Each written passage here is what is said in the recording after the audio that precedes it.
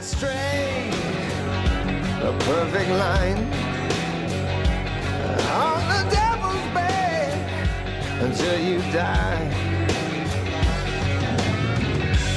Tonight and every Tuesday evening at 10 p.m., millions of Americans tune into FX to watch Sons of Anarchy, the show about a gun-running motorcycle gang that has become one of the most popular dramas on television. Kim Coates plays Tig, Sergeant-at-Arms, former Sergeant-at-Arms, and a man who seemingly has no fear and is a little bit unpredictably psycho weird, like scary. You've also seen Kim... and I have on Entourage and in many films and TV movies. In fact, as I read through your bio, Kim, I was like, wow, you're one hard-working, very busy dude. Welcome to the Bob Rivers Show, Kim Coates. Thanks for having me. There's too many to read, you guys. Forget about that resume. There's hundreds and hundreds. Forget about all that. You know, there's that song, that song, that Sons of Anarchy Riding Through This World. I swear to God, I'm so sick and tired of that song. I hear that song one more... No, I'm kidding. Oh, yeah. Well, now, you have said, by the way, and I wonder if this is a hint, you have said you love playing Tig, you love your castmates, you love what Kurt does, and you're looking forward, however, to moving on. Are you inviting them to kill you off this season? How many lives does Tig Traeger have on this show, right, guys? I mean, for all the fans out there who watch the show, I think Tig should have been finished off a few times by now, but he keeps coming back for more. No, I mean that from the bottom of my heart, you guys. I think we all agree that, you know, if you're on a show that lasts, which we will, 7 years by the end of next season, that's a huge hit. That's just a huge hit. Monstrous, yeah. You know, and I am so glad that I said yes to Kurt Sutter 6 years ago to play this guy. I've never played a regular before, just arcs like Entourage and Prison Break and CSI Miami with the crazy but weird and wonderful David Caruso, and I've done over 50 movies for sure.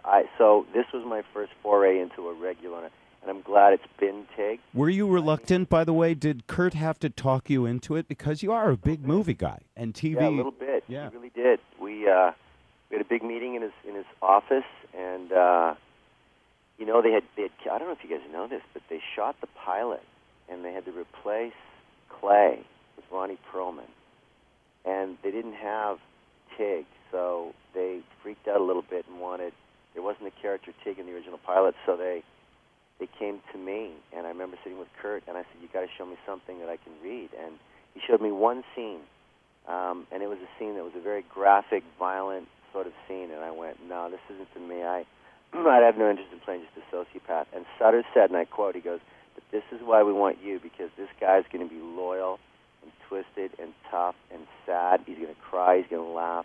He's going to keep things together. He's going to screw up.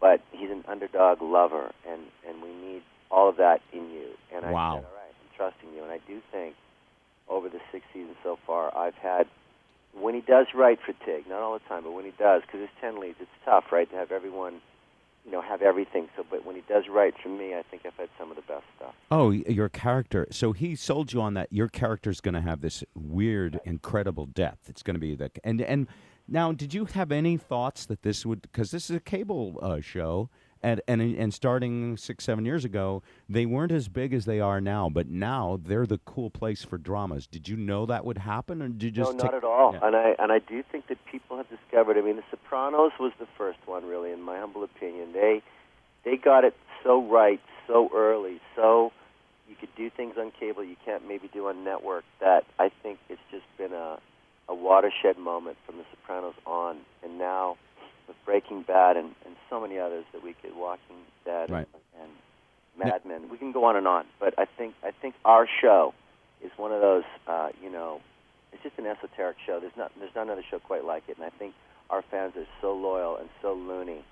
They go crazy for it. They're all anxiety-ridden now, right, guys? Oh, they sure are. And you mentioned Breaking Bad, which, by the way, they could have dropped you into Breaking Bad, and you wouldn't even have to change. But I was already on Sons. They really did. They did try. Yeah. Crossover. So you mentioned one thing about having lots of lives, and you're friends with Theo, and we just spoke to Juice. In fact, we spoke to Katie Segal. Sorry you talked to that kid. I mean, what's wrong with you people?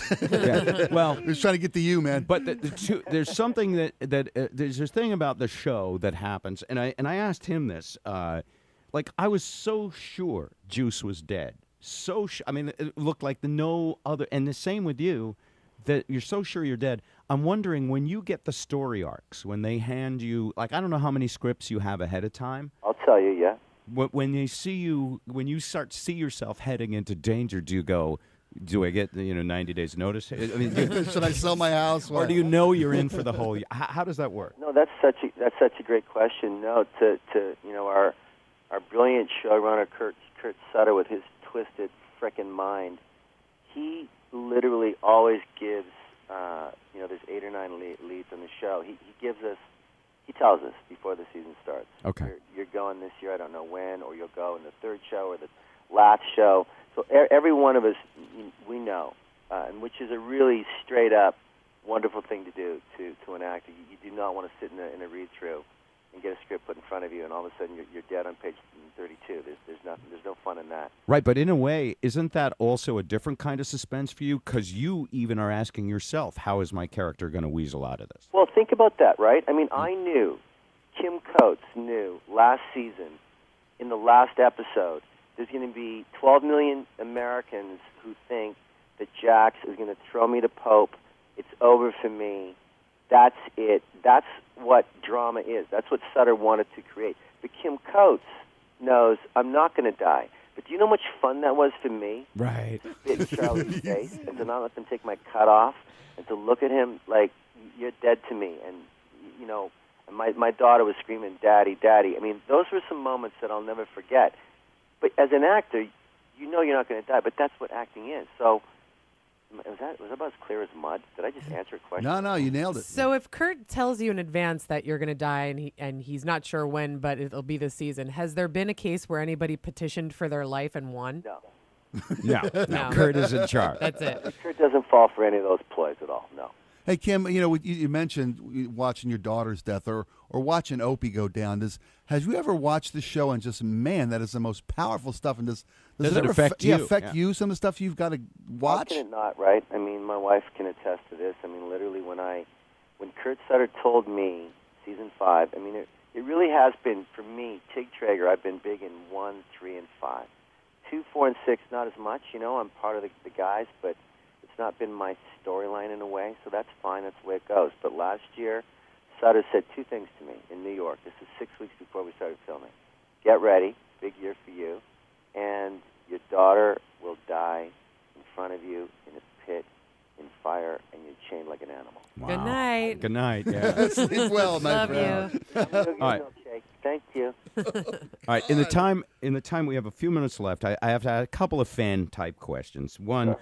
To get tatted up in makeup, how long does that take you? And have you ever had the back tattoo, which has got to be the harshest one? No, the back tattoo is only for Opie and Jax. Okay. And there was one other kid who was in the very first season, Brian Van Holt, played that part where he they burned it off. Burned it off. Yeah. It was awesome. Yeah, we burned it right off, yeah. They gave him a choice, cut or burn. They gave him a choice. That's got to be hours. How about you? No, none of the older guys had that. We're too tough and too old for that kind of stuff. Nice. I got it. And so to get into makeup, like, do you have to do some tattoos on your? Oh yeah, sure. Yeah. I mean, you talk to Her Highness Theo Rossi, my best buddy on the planet. Right. He sits in that makeup chair for at least 2 hours to shave that bean of a head and put those tats on it, and then all the tats on his arm and chest and whatnot. I've got me down to about 32 minutes. All right. And the guns, are the guns real? Well, yeah, sure. Okay. And Bob was fact checking you because Katie told us that you use fake guns in rehearsals, but when you get to the real shoot, There's a real heavy guns. gun that Yeah. feels like a real gun. No. I mean, we're obviously our wranglers and our armor guys are the best in the business. I mean, Yeah. when you're dealing with something like that, and you have to be very careful, and we are. And my nickname on set, if you didn't know already, is Safety First. I don't feel right. I'm not kidding you guys. We're a bunch of knuckleheads in those motorcycles, and Mark Boone Jr. and myself were the only two who rode our entire lives before this show started. So it was, I won't even tell you, but we've had way too many wipeouts for my liking. So Wow. before these takes where we're flying around, I will look them all in the face, and they go, "We know, safety first. We know." Nice. Playing a violent, tough sociopath, Kim, in real life, has it ever been an issue for you when you're at the grocery store or something and somebody that has a hard time distinguishing fantasy from reality wants to take issue with you? It happens all the time, but no one's ever wanted to take issue with me, but they are afraid sometimes to come up and say hi. So it works in a good way. Because you might take issue with that. All right. Last questions. You mentioned your wife. You have a couple kids. I don't know how old they are. Are they old enough to watch the show? Absolutely. They're 24 and 20. Kyla, she's a summa cum laude brainiac that I have nothing to do with. She graduated UCLA, and she's very proud to say that over her 4 years at UCLA, she literally, at 10 o'clock on Tuesday night, 65 kids in their dorm would just turn that TV on, and they would look at each other in the hallways going, "Can you believe that happened? Yeah. Awesome. That is Oh, your awesome. dad, right?" Yeah, so. That's cool. Were they old enough to watch Waterworld when that came out? No. Ha! I shot that in the 50s. You guys know that. Yeah. What a pleasure to talk to you, Kim Coates. Pleasure. Kim, Right back. very nice to meet you. Tig on Sons of Anarchy Tuesdays at 10 o'clock on FX. Be well, sir. See you guys.